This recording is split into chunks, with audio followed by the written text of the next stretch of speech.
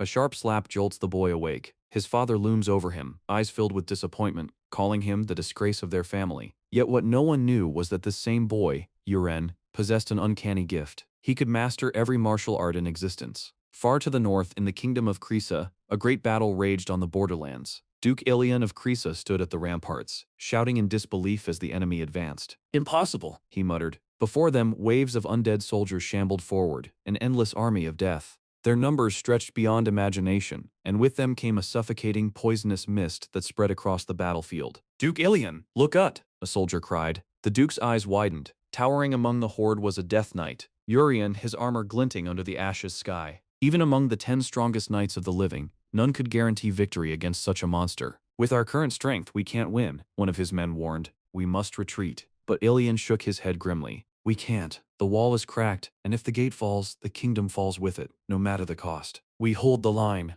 Just then, something blurred past their flank, a crimson figure streaking across the chaos. His cloak whipped like fire in the wind as he cut through the mist, daggers gleaming. "Who dares advance so recklessly?" Ilian shouted. A soldier's eyes went wide with recognition. "It's him! Reinforcements from the Southern Rocks March, the one who fights with twin daggers?" Before anyone could stop him, the young man, Uren, leapt into the horde, heading straight for the Death Knight Durian. "That's madness! A dagger can't even scratch him!" But their disbelief turned to shock, as Uren plunged his weapon deep into the undead's chest, slicing through armor and bone. The massive knight staggered, his body dissolving into black mist. All around, Uren's daggers flew like silver streaks, striking zombie after zombie. Each impact melted their monstrous forms as if touched by holy fire. Soldiers stared in awe, whispering that perhaps he was a saint sent by the heavens. Uren only smirked to himself. "Saint? Ridiculous. I just take whatever's good for me." 6 months earlier, the same young man had awakened in a very different world. His eyes fluttered open to a strange ceiling. "Where am I?" he muttered.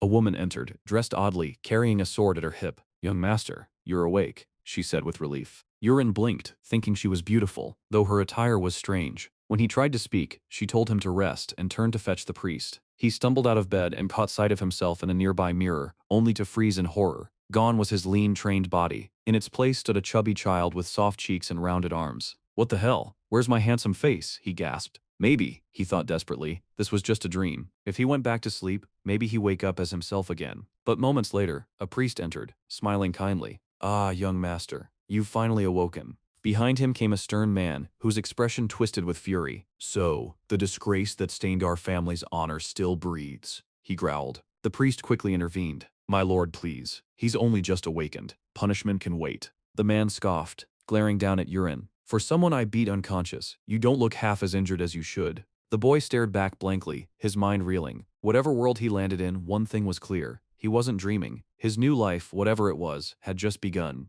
Uren's thoughts slowly stabilized as he realized most of his injuries had already healed. That alone was a relief, but it didn't matter to the furious man standing over him. The Lord snarled that he would have preferred if the boy had died, since he had dared to lay hands on his fiancée. "You beast," he spat. "You're already 19. When will you stop embarrassing us? Even your younger brother has awakened his aura, and you're still fat and useless without the slightest trace of energy." Uren repeated his words in disbelief, trying to process them. The Lord turned to leave but added sharply, "Once you recover, you will go to her and beg for forgiveness." Uren echoed, "Her?" And the man shot back, "My wife, Ilia. If she refuses to pardon you, I'll punish you myself. Do you understand?" Uren quickly agreed. The Lord sighed heavily. "In any case, you must stop dragging our family name through the mud." Trembling, Uren wondered if this was supposed to be his identity. Wellington Rocks? The moment the name left his lips, the Lord whipped around, shocked that his son would dare call him by name, and slapped him so hard his vision spun. The beating went on for several seconds before the priest tried, unsuccessfully, to calm the enraged noble. Uren lay there, horrified. This can't be real. It has to be a dream. When he eventually regained consciousness, he bolted upright. Why hadn't he woken up back in his real body? A woman approached him with concern. "Young master, are you finally awake?" Uren blurted. "Aaron?" The woman answered, a bit confused when he said nothing else. Uren asked nervously if he was stuck here because he had messed with Lady Elia and got knocked out. Aaron blinked, surprised by his sudden politeness, but confirmed it. Uren swallowed hard. "So, I was really beaten that badly?" She nodded. "To be exact, young master, you tried to assault Lady Elia, and she's the one who beat you until you passed out." Uren cursed his entire existence, startling the poor woman. This is bad. No doubt about it now. Somehow, he had been transmigrated into the web novel he wrote. but not as the hero. No, fate had dumped him into the body of the trash villain, who harasses the protagonist and gets killed off miserably. This can't be happening, he muttered, spiraling into panic. Uren called his name again, but he was too busy ranting about this not being a webtoon, a word completely foreign to her. He began piecing things together. The body he now inhabited belonged to absolute garbage. A spoiled noble with no talent, no skills, and no ambition, living only for his family's status. In the novel storyline, he loses his fiancée to the protagonist,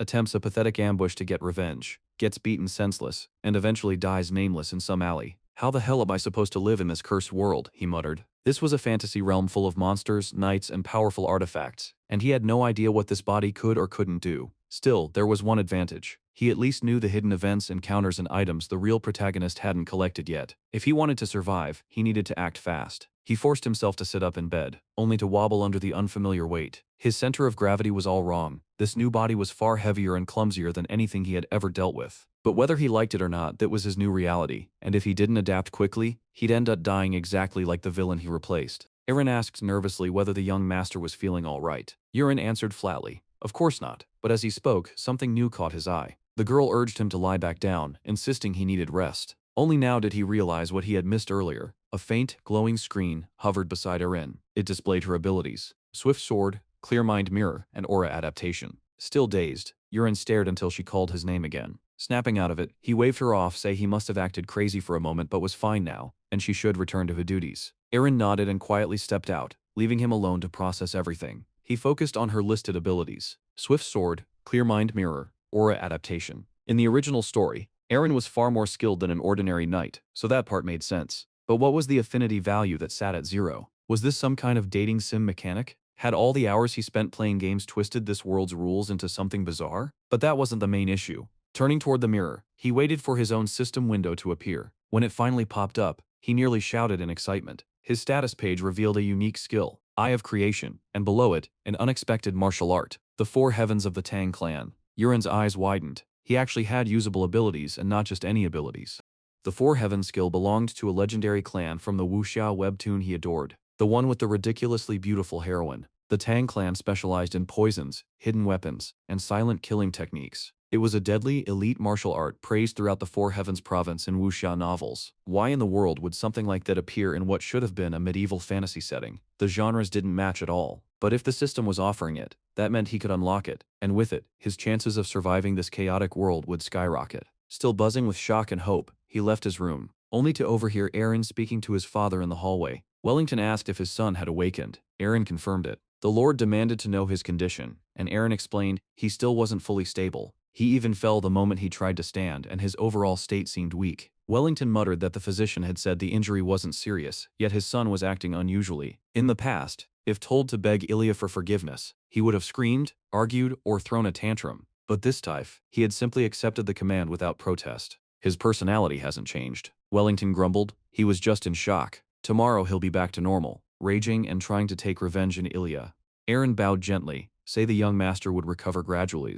But as Wellington turned away, clearly irritated, she stood frozen, unsettled by how strange her lord's son had suddenly become. He says that even his own father had already given up on him. Yet Uren still believed he should at least feel remorse for the girl he wronged and let her pursue her life as a knight, wondering how awful it must have been for her to endure being beneath him for so long. But she also sensed that something about the young master felt different today, though she couldn't explain what exactly had changed. Earlier, when Uren yelled at him asking what nonsense he was spouting, the protagonist simply said he wanted to train a little and asked to show him the way. She stared at him in disbelief, questioning whether he was seriously planning to exercise now. But Yor confirmed it casually, asking what the issue was. His creator's eye allowed him to view people's stats, yet he still had no clue how to unlock the Sichuan Tong clan's martial arts, assuming maybe his obesity was preventing it. So he decided he'd at least work out until he figured something out. As they walked, he realized this mansion was absurdly massive, like several stadiums stitched together, and he was already tired just from moving around. But if he stayed in his room to exercise, his fat body would simply fall back into bed instantly. He absolutely needed to stop trying to train at home. Along the way, every servant he passed gave him looks of pure disgust, and though it annoyed him, he couldn't even blame them considering how the original Uren behaved.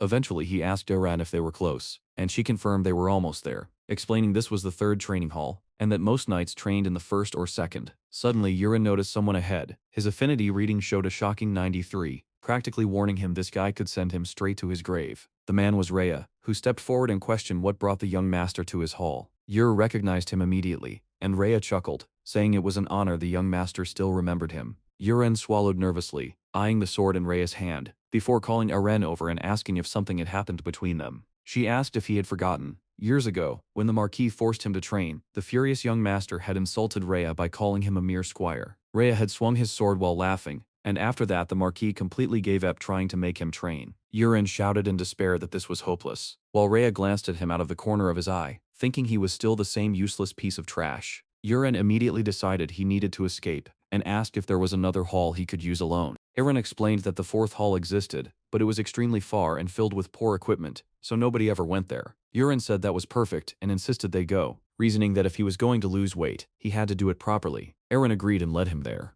When they finally arrived, Uren could barely breathe from the long walk. He looked at an equipment table and thought about how the Sichuan Tang clan specialized in hidden weapons, especially throwing knives, so he figured he might as well try practicing. He picked up a dagger, aimed at a target, lifted his arm to face level, drew it back, and hurled it forward with everything he had. The dagger merely clattered against the floor instead of hitting the target, leaving him frustrated for thinking the skill would suddenly activate. Spotting Uren behind him, he quickly covered it up, saying he was only fooling around and should probably start building basic stamina first. Deciding he would run laps around the hall, he told her she could do as she wished since he planned to train alone. Meanwhile, Wellington was utterly stunned that Uren had actually gone to the training grounds and was seriously working out. It was suspicious, and he wondered how long this strange phase would last. 3 weeks passed, and the Lord was still in disbelief. His son had trained without stopping for the entire period. Uren had slimmed down drastically, and his appearance had changed to the point of being almost unrecognizable. Without all that fat, he was actually quite handsome, and Wellington wondered if he might truly be maturing. Back in the protagonist's castle, Uren also acknowledged he had lost a significant amount of weight, yet the Sichuan Tang clan technique still refused to unlock. He decided he would try for 1 full month. If it still didn't activate, he would simply steal some of the protagonist's early lucky encounters. That evening, Uren arrived with his dinner, and he thanked her. It was shiri's soup, nutrient-rich, perfect for burning fat and building muscle. Uren asked if he was sick of eating it. He grumbled that it was all he had eaten for 3 entire weeks. The girl addressed him again, wanting to know what he truly wanted. Was he aiming to lose weight or become a knight? Uren replied that he wanted to become a knight, and Uren firmly told him that even the mighty Marquis ate shiri's soup after training, so the young master should stop whining and eat it properly. Uren reluctantly obeyed, thinking he was constantly learning new things, though he still wondered what sort of ancient tradition this was. Regardless, the soup had helped him lose fat, so he scooped a spoonful and brought it to his mouth. Immediately, he sensed something off. Flavor was different. A system notification appeared, warning that he had ingested poison, but another alert followed right after. He had fulfilled the requirement to unlock the Sichuan Tang clan technique. The skill finally activated, leaving Uren completely stunned. At that moment, someone knocked at Wellington's door, and he told them to come in.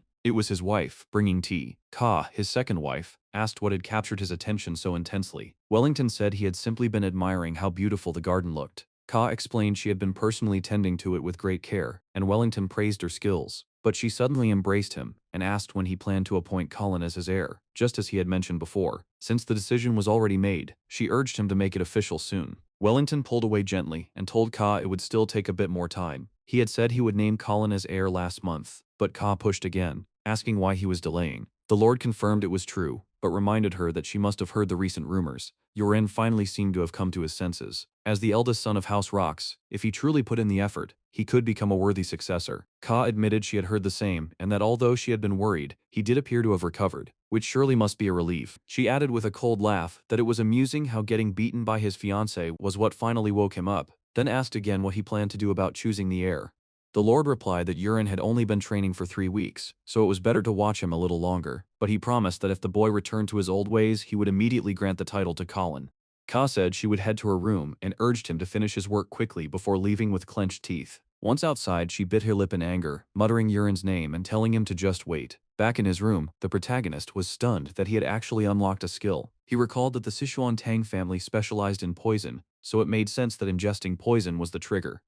He checked the soup's status again and noticed a small icon at the top of the description. When he tapped it, the text scrolled down further, revealing that it contained a hunting dang herb, commonly used for paralysis. Excited, he stared at the bowl while Uren watched in confusion, asking why he wasn't eating. He said he would and lifted another spoonful. As he chewed, he wondered who had slipped poison into the soup, since the original Uren was never affected by poison. Something in the story's flow had clearly changed, and if that was the case, then he had to think about something else too. He remembered the Lord and Colin talking not long ago, so why hadn't his father officially declared Colin as heir yet? Maybe it really was because he had started training. Either way, the poison was probably connected to that side of the family. Swallowing the last bit, another system window flashed before him, warning that he had successfully met the requirement for weak paralysis poison. The protagonist declared he had finished the meal and joked that it was so good it brought tears to his eyes, leaving Aaron shocked. He then told her he wanted some time alone and asked her to leave. She agreed without question and wished him a good night. Once he was gone, the young man faced the mirror and prepared to inspect the Sichuan Tang clan abilities. He ordered the creator's eye to open, and the system displayed his stats along with his synchronization rate, which had dropped slightly to 97. He muttered that it was a surprisingly smart interface. When he focused on the section with the plus icon, he saw 3 unlocked categories: poison techniques, martial arts, and hidden weapon skills. He decided to check them in order. Only the weak paralysis technique had been activated so far, but he still lacked any form of internal breathing method.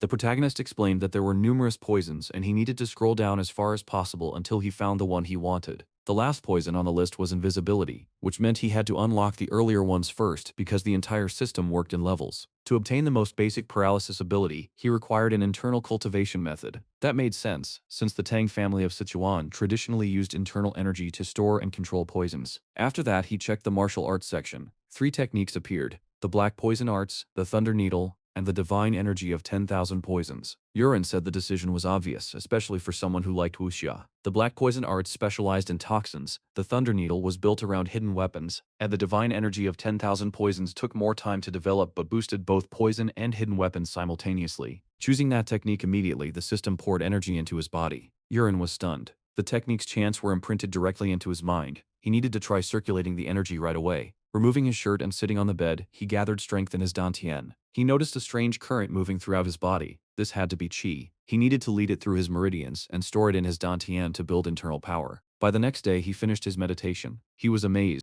Those martial arts stories weren't exaggerating about training all night without exhaustion. This was real, and he didn't feel even a little tired. In fact, his entire body overflowed with energy. He could sense qi drifting around him. Without looking, he could even tell how many birds sat outside the window. A warm force rested in his dantian, and if he circulated energy through his head without using a mirror, the status window would appear, showing he had gained 1 star in the technique. The protagonist sensed a familiar presence outside the door. He turned toward it just as Aaron entered, addressing him as young master and saying she came to wake him. Since he looked completely fine, he must not have slept at all. Ur answered that it simply happened that way. She said that wasn't healthy, and that he needed rest for today's training. The protagonist refused, saying he was heading out immediately. He felt incredible and in perfect condition, so he needed to practice. Aaron accepted this and said she would prepare breakfast. Leaving the room, she wondered when the young master had started developing muscles. At the training grounds, Uren approached the daggers laid out on the table. He muttered to himself that it was real. Grabbing a dagger, he got ready to throw, but suddenly noticed something odd. A crosshair appeared in his vision, exactly like in a first-person shooter. That meant he could aim with absolute precision, moving swiftly while Uren watched nervously. Uren hurled the blade, and it struck the target, releasing a violet aura. He exclaimed that he actually succeeded, and even the guard was amazed.